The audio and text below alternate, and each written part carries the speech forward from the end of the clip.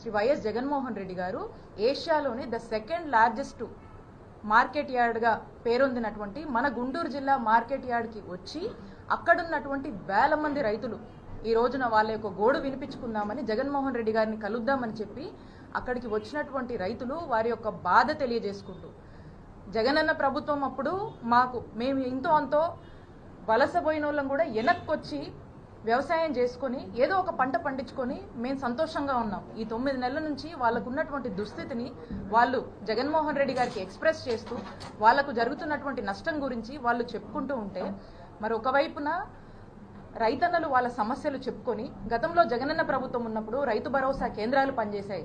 విక్రయం నుంచి విత్తనం నుంచి విక్రయం వరకు కూడా మరి అలాంటి ఫెసిలిటీస్ ఒక సిస్టమ్ని తీసుకొచ్చి అవకాశాలు కల్పించి రైతుకు చేదోడుగా వాదోడుగా ఉన్నటువంటి జగనన్న ప్రభుత్వాన్ని కొనియాడుతూ ఈ రోజు ఉన్నటువంటి వాళ్ళ కన్నీటి గాథల్ని ఈరోజు జగన్మోహన్ రెడ్డి గారితో చెప్పుకుంటూ ఉంటే మరి ఈ కార్యక్రమాన్ని ముందుగానే ఇదొక ప్లాన్ చేసి ఈ కార్యక్రమం గురించి ఇక్కడ ఉన్నటువంటి ఆఫీసర్స్ అందరు నోటీసులు కూడా పెట్టి జగన్మోహన్ రెడ్డి గారు రైతులకు అండగా ఉండి వారి యొక్క బాధను ప్రభుత్వం దృష్టికి తీసుకువెళ్ళాలి, ప్రజలు సమస్యల్లో ఉంటే ఒక ప్రతిపక్ష నాయకుడిగా ఈరోజు జగన్మోహన్ రెడ్డి గారు గుంటూరుకు వస్తే ఏం జరిగిందండి చూస్తున్నారు మీరందరూ.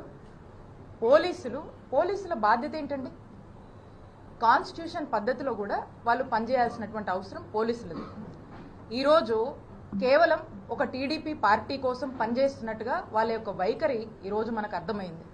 ఈ రోజున ఒక ఎక్స్ చీఫ్ మినిస్టరు దాదాపు 40% కన్నా ఓట్ షేర్ ఉండి ఒక ప్రజాదరణ కలిగినటువంటి అత్యంత ప్రజాదరణ కలిగినటువంటి నాయకుడు ఒక పెద్ద పార్టీని రిప్రజెంట్ చేస్తూ ఈ రోజున గుంటూరుకు వస్తే కనీసము వారి యొక్క Z+ కేటగిరీ సెక్యూరిటీ అంటే ఏదైతే ఒక ప్రైవేట్ సెక్యూరిటీ అతనికి సంబంధించినటువంటి ఒక ఫిజికల్ సెక్యూరిటీ ఏదైతే పోలీసులు మినిమం ఇవ్వాల్సినటువంటి అవసరం బాధ్యత ఉందో అది కూడా ఈరోజు ఇయ్యనటువంటి పరిస్థితి. అలాగే అసలు పోలీస్ కానీ సెక్యూరిటీ కానీ ఎందుకండి? ఎక్కడైనా జనం గుమిగూడితే వాళ్ళని ఒక పద్ధతిలో మెయింటైన్ చేయడానికి ఈ రోజున ఈ సెక్యూరిటీ అనేది అవసరం. లా అండ్ ఆర్డర్ కంట్రోల్లో ఉంచడానికి ఇవన్నీ కూడా మెయింటైన్ చేయడానికి అవసరం. ఒక విఐపి ఈరోజు వచ్చినప్పుడు Z+ కేటగిరీకి సంబంధించినటువంటి సెక్యూరిటీ ఇవ్వాల్సినప్పుడు కనీసం అతని గురించి కానీ ఏదైనా తొక్కిసలాటనో లేకపోతే ఏదైనా ఇంజురీ జరుగుతేనో లేదా సెక్యూరిటీ లేదని ఈరోజు మా లీడర్కి ఏదైనా హామ్ జరుగుంటే ఎవరిది రెస్పాన్సిబిలిటీ? ఎవరు తీసుకుంటారు ఈ రెస్పాన్సిబిలిటీ? ఇక్కడ ఏమీ లేదు అని చెప్పేసి ఏదైనా జరుగుంటే who is responsible for this? Is this not the responsibility of the police అని మేము ప్రశ్నిస్తా ఉన్నాం. ఈరోజు జరగకూడదు నిన్న జరిగితే స్టాంపెడ్ అని రాస్తారు, మాట్లాడతారు. మరి ఈరోజు ఏమన్నా